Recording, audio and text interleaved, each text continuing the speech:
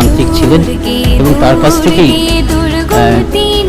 তান্ত্রিক দীক্ষা নিয়ে শারদানন্দজিও পরবর্তীকালে তান্ত্রিক সাধনা করেছিলেন। ছোটবেলা থেকেই তিনি অত্যন্ত শান্ত ছিলেন, এতটাই শান্ত ছিলেন যে প্রথম দিকে তাকে সবাই হাওয়া বাবা ভাবত। তারপরে যখন তিনি স্কুলের সমস্ত পরীক্ষায় প্রথম দ্বিতীয় হতে শুরু করলেন, সবাই বলতে শুরু করলো যে এর মধ্যে যে এত ছিল সেটা আমরা জানতাম না।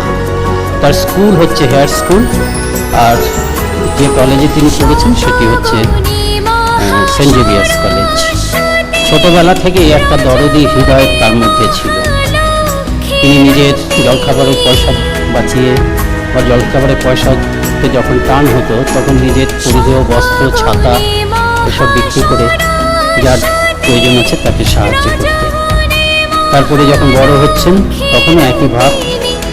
বাড়ির পাশেই একটা যারা ছিলেন প্রতিবেশী, তাদের পরিচারিকার কলেরা হয়েছে, কলেরা ছোঁয়াচে, সেই জন্য মারাত্মক রোগ, সেজন্য ছাদে ফেলে রেখেছে। যে তিনি জানলেন কোনো পরিচর্যা বা চিকিৎসা হচ্ছে না, তখন শারদানন্দজি মহারাজ শরৎ কয়েকজনকে নিয়ে তার সেবা করলেন, যদিও সে মারা গেল।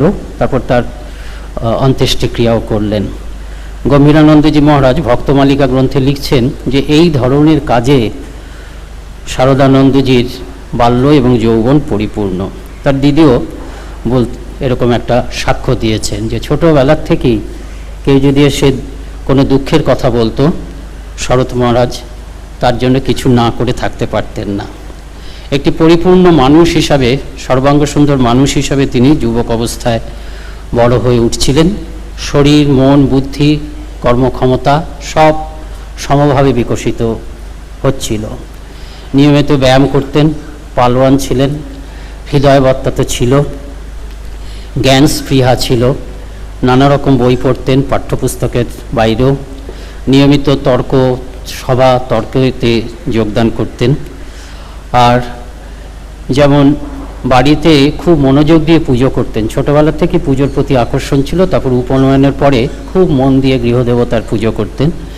সেই সঙ্গে সঙ্গে ব্রাহ্ম সমাজে কেশব সেনের বক্তৃতা খুব ভালো লাগতো। যে কলেজে পড়তেন সেই কলেজে ফাদার লাফো